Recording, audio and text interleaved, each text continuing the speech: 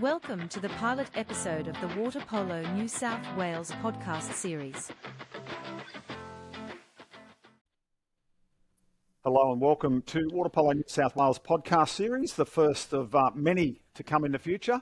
My co-host Debbie Watson, welcome along. Thank you. Thanks for having us, and it's great to be back. And our first guest, Harry Sanderson, a man who wears many hats in the water polo world. I feel like you might be a restaurant mate. You got at least 4 hats. It depends on the day of the week, but great to be here, Westy, and thanks for having me, Deb. Really appreciate it. So, Harry, let's dive straight in. One of your most important roles, or they're all important, but straight up as an administrator with Water Polo New South Wales and trying to drive the organisation forward, just take us through what you actually do day to day. Yeah, so I'm employed as the General Manager Sport Operations at the moment at Water Polo New South Wales. We're really fortunate now. We're back to a full complement, full team, and I look after just about anything that happens inside the pool. So competitions, events, our state team pathway, and our pathway for our sort of elite officials. That all falls under my remit. So we've had a very busy few months across the winter when it's a little bit quieter, doing some forward planning for the summer. Really happy that we've got a really clear events and competition calendar now, and a lot of the groundwork, some fantastic work's been done by Jacob, our comps coordinator, to get our summer comp up and running. Super League's underway and full blast on the rest of the Metro comps Tuesday, Wednesday night for lower second division men and women. And of course, first division Saturday and juniors on Sunday. Great to have the juniors back in the pool. Oh, it'll be phenomenal. I think, last year we had 181 teams across all of our different divisions for summer Metro competition, and this year we've got 220 odd. So it's a huge increase, no doubt partly due to the Olympics and all of the fanfare that's been generated from that. But it's just great to see the community back in full swing. Obviously, things are a little bit quieter through the winter, but to be able to walk into a pool and know that there's 10 or 11 games on for the day is a bit daunting to some, but I think it's absolutely incredible to see that many people engaging with the sport over the weekend. Yeah, Harry, Deb? your background was real estate, is that right? Yeah, I've had, again, like Wesley said, worn a few different hats. Went straight out of uni into water polo, was a player and an administrator, and then sort of ran away from the sport for a little bit and spent 4 years working in property management and in the eastern suburbs of Sydney. So learnt some very interesting skills and very transferable skills about project management and probably stakeholder engagement, which are proving to be very useful in the water polo world. But yeah, no, water polo through and through now. Oh, it's just funny. It was reminding me as you were telling us about, how each week happens. I suppose it's similar to real estate, right? Lots of jockeying behind the scenes, and then on the weekend there's a massive explosion, and it's just trying to put fires out everywhere, and It is, and it's a massive testament to the team internally here that it actually happens each weekend. We've had a few people talk to us and go, well, how does it all work? How do you make sure you've got all those referees and all those pool booked? And, to have, 105 games each round, it's pretty incredible. And there are a lot of creative solutions, so we say, that need to be found. But I think the team's a very big believer, and there's a solution to every problem that we can encounter in water polo. And so long as we provide our members with the opportunity to play the sport, that's the main thing. So yes, there's lots of balls in the air all the time. Sometimes you're hoping they don't hit you on the way back down, but it's all going well so far. Yeah, lots of moving pieces. Actually. Oh, sorry. Go, Deb. Sorry, no, I was going to ask, obviously you've got the 3 major hats you're playing this season as well. It's funny, I was just chatting with Westy earlier. I've taken on the role at Balmain this year, coaching the women's Div 1 program, and that's going to leave me a little bit time poor in terms of playing, but it's really exciting to see a new generation of younger boys coming through the club. We've had an older sort of program for a number of years now, so to see those juniors coming through is really great, and I'm more than happy to take a bit of a backward step and help guide those boys through. But I seem to have found my way onto the team list for the first 2 rounds this season, so we'll see how long that lasts, but I'm just happy to be back involved with it all.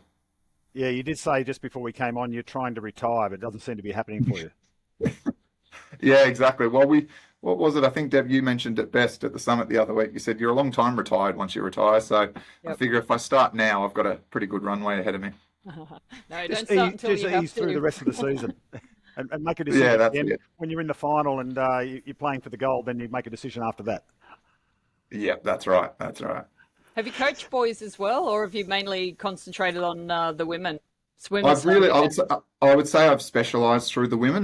When I first started coaching, I was coaching boys almost exclusively, and I think for a lot of young coaches that seems to be the natural progression. Particularly as you're leaving school, people try and pick up a few coaching gigs, whether it's in the school system or giving back to your junior teams at your club, and you coach what you know, and more often than not, you had been coached by an older player that you've now playing with or is now a coach of yours. So I think it is almost the normal path. I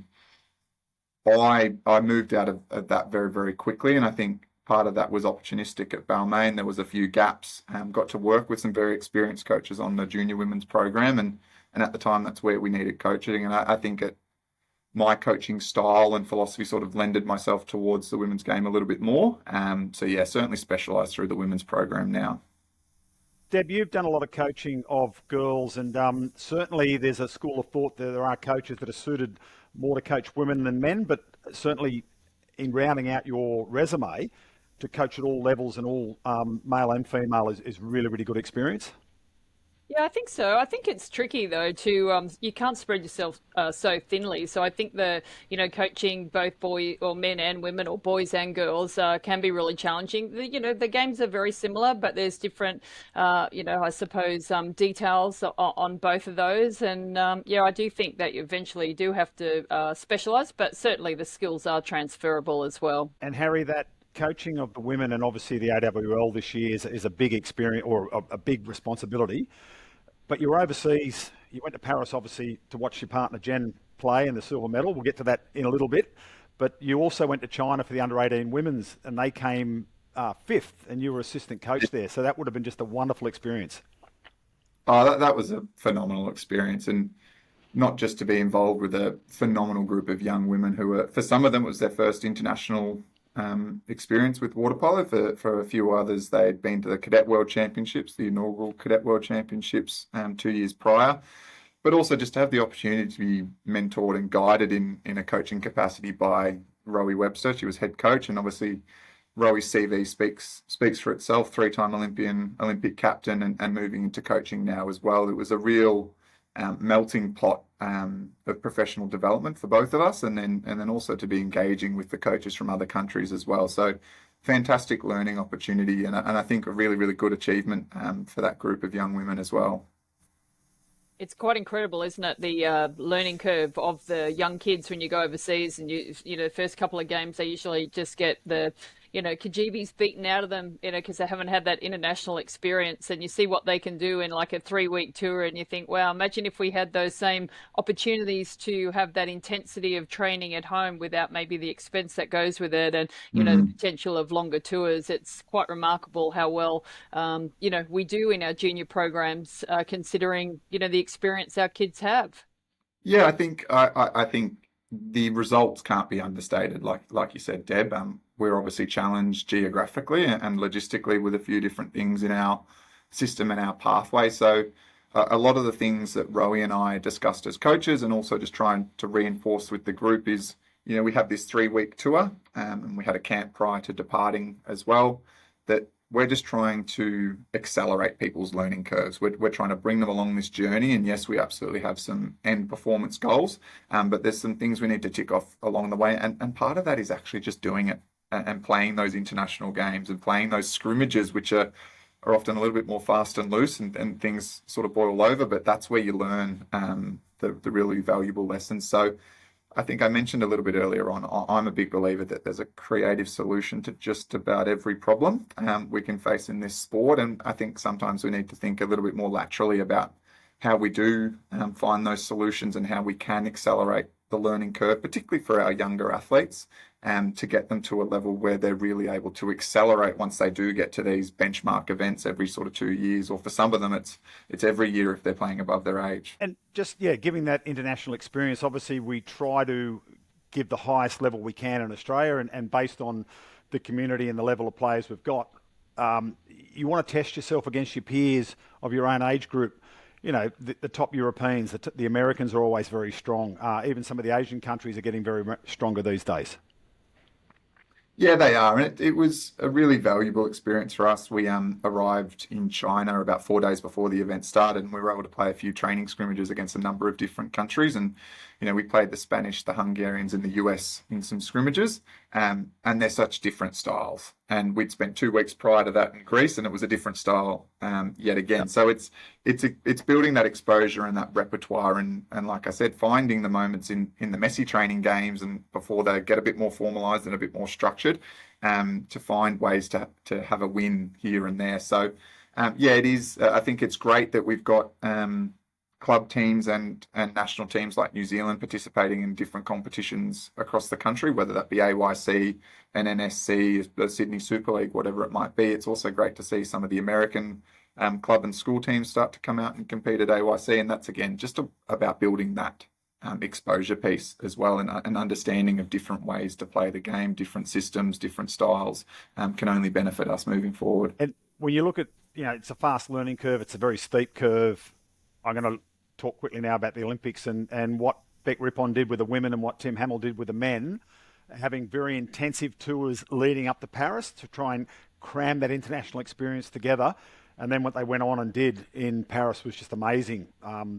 All our Australian-based Olympians and players that play overseas, but certainly we had a large cohort coming from New South Wales. Yeah, we absolutely did. We had phenomenal representation in both the Sharks and the Stingers, both across players and coaching staff. But I think, it was a phenomenal result for both programs. But I think one of the key learnings I've taken out of that experience from a coaching point of view is, there's a real value on focusing internally and really coming together as a group. And it's something we tried to do with the 18s group as well, is that it doesn't have to mean anything to anyone outside the group.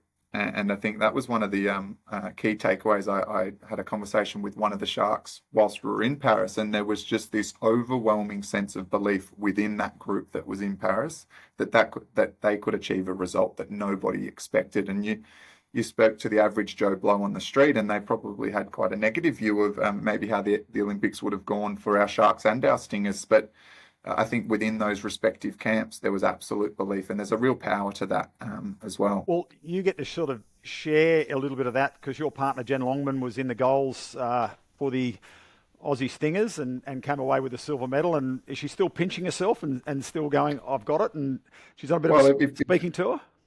Westy, if she's not pinching herself, I definitely still am. I reckon I had just about the most stressful 2 weeks of my entire life as a spectator. But it was phenomenal. It was a really, really special time, I think, in everyone's lives, but also water polo careers, to be involved in a group that had success like that. And I think, having spoken to a lot of the Stingers, I won't speak on their behalf, but I think they would have just been so immensely proud to have been there and carried themselves the way they did. To achieve the result they did, I think is absolutely just rewards for all their hard work and dedication and the sacrifices they made. So I think there's a lot of times I was chatting to Jen the other day. She was doing a school visit and she watched some footage from Channel 9 and she sent it to me and said, I've never seen this angle or this footage before. Yeah. And so it gives me absolute goosebumps. And I think it was something like me carrying on like a maniac in the crowd.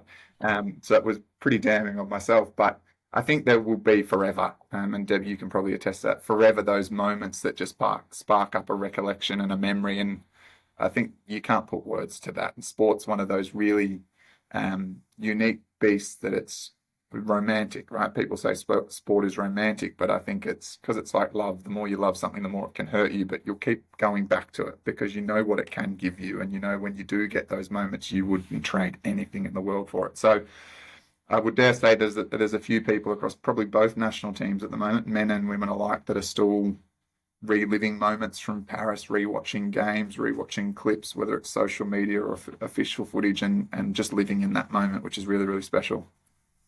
Deb, you still pinch yourself 24 years on from your gold medal, and Arnie Espar, who played for Spain, who we all know played in Australia as well, played in our AWL, she sent you a note saying, do you believe? I can't believe I've got it. I can't believe, and I'm sure the Aussie girls are the same. Some of them, I can't believe I've got the silver. Oh, without a doubt. Like, it's just one of those crazy moments where, even now it's like, really, like we actually managed to do that, because you have to have so many, things go your way. Like, you fight through everything. And, Harry was saying before how, like it actually doesn't matter what anyone else believes. It's what the team believes. And the girls, like, not just this team that's just gone away, they've always had the ability, but I don't necessarily think they've always had the belief in themselves. And it's not that other people aren't, like, we've always had that incredible cattle, but being able to get it out at the right time, was just so absolutely pleasing. But it was because they believed and they were prepared. They did what they needed to do to bring the best out in each other. And our men did that as well. Like, the performances, were outstanding. And, it's never just one person. You've got to have the whole program, the whole package has to be on song. And like, sometimes it comes off and other times it doesn't. And do you ever believe it? I don't know. I found one Olympic sock in my drawer when I was cleaning it out yesterday, and I was having a bit of a chuckle because I know where the other one is. Yeah, it's got your medal in it, hasn't it? Yeah, but I don't know where that is. But yeah, no, I do. Yeah, well, part of the thought pattern here with this Water Polo New South Wales podcast series is to talk to our New South Wales-based Olympians, and obviously Jen Longman will be a guest at some point in the future, and I'd really love to talk to her about the mentality of coming in. She came into the sudden death penalty shootout or switched into the penalty shootout after not having any minutes in the tournament yet, and came in and iced a couple of saves in sudden death. I mean, the immense pressure, I can't even begin to imagine the pressure she was under, and she just constantly handled it. Was fantastic. Yeah, I think there's you could rattle off a long list of moments for a number of different people that were in a similar situation across the Olympics, both Sharks and Stingers. And I think, like you said, Deb, that comes back to that belief piece and also about just understanding what your role is in the team in that moment. And, your role, I believe this now as a player and as a coach, your role changes dramatically between moments. And it could be one moment at the start of the quarter versus a different moment in a penalty shootout. If you understand what your role is in that moment and you're prepared and ready to make your impact, then I think there's a real confidence and belief amongst the group. And I think that's very, very true for the Sharks and the Stingers. They looked comfortable. They looked at all those moments because I think they believed that they understood what their role was and how they could make their impact. And that goes a long way. And that's before you get to the technical or tactical bit of anything.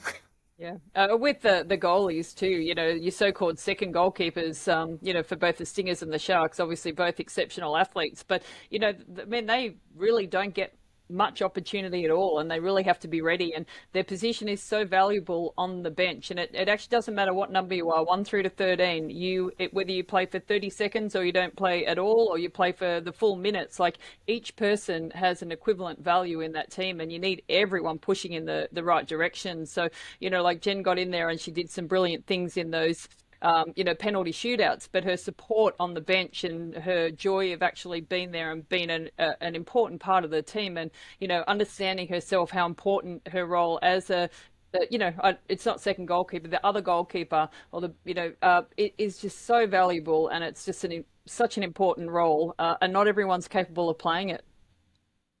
Yeah, and it's tricky, right? I think that's team sport and that's high performance sport. It's understanding your role and how can I make a positive impact in this moment, and being prepared to do that. It's a phenomenal skill for anyone in any position, goalkeeper, centre back, centre forward, wherever you are in the pool. You might be the starting centre back and you fouled out early in the game, and all of a sudden your role changes dramatically as well. So it's finding ways to positively impact the team and the result. Yeah, I think you've got to be selfless. It's you've got to give everything for the team, and personal glory and team glory will come out of that from being completely selfless and just being 100% in for everybody. That's right, and I think that's high performance behaviours to a T. I think you have a team first approach to things. Your performance goals are a byproduct of that. So Harry, good luck. We're going to wrap it up here now, and Deb will have a final question for you. But there's plenty to get around water polo in the next 6 to 7 months. That's it. It's going to be a very, very busy time for those running the sport, but also those tireless volunteers that often are players, coaches, referees, club administrators. there's an absolute beauty in that, and I'm really, really excited to see everybody out on pool deck again, and hopefully keep pushing our amazing sport forward. My last question, it's not really a question, but it's something that we can chat about, because it's an ongoing, and there's certainly not one answer, but just for our juniors, like there's so much excitement and, anticipation about all these competitions that they're all about to play. But obviously, and we discuss this a lot, is the cost factor of how much it costs in, pool hire and all the rest of it. It's a massive issue. How are we going to get this price down so we can make our sport more affordable for everyone? And again, it's not something you can answer right now, but it's certainly something that we should all be discussing until it takes us to get the answer. Yeah, I think you're right, Deb, and I think, like I said, I think there has to be a creative solution to every problem we face, and I think if we keep pushing the sport in a direction where we create as many opportunities for our members to engage in the sport at whatever level it is that they aspire to be engaged in, I think we're going to go a long way to reducing that barrier. I'm not sure whether we'll ever remove it completely. I think the barrier for the cost to participate in sport nationally, it exists across all sports, but it's certainly a barrier that needs to be reduced. And the more we can continue to have those conversations, workshop those creative solutions, and continue to create more opportunities, I think we're certainly going to go a long way towards that. Well, Harry Sanderson, thank you for being our first guest here on the Water Polo New South Wales podcast. Best of luck going forward coaching, obviously, with the Balmain Women's Super League and then on to the AWL. And as Deb said, you're a long time retired, mate. Don't do it too soon. Just keep wearing lots of hats and keep going. Perfect. Thanks for having me, guys. Really appreciate it.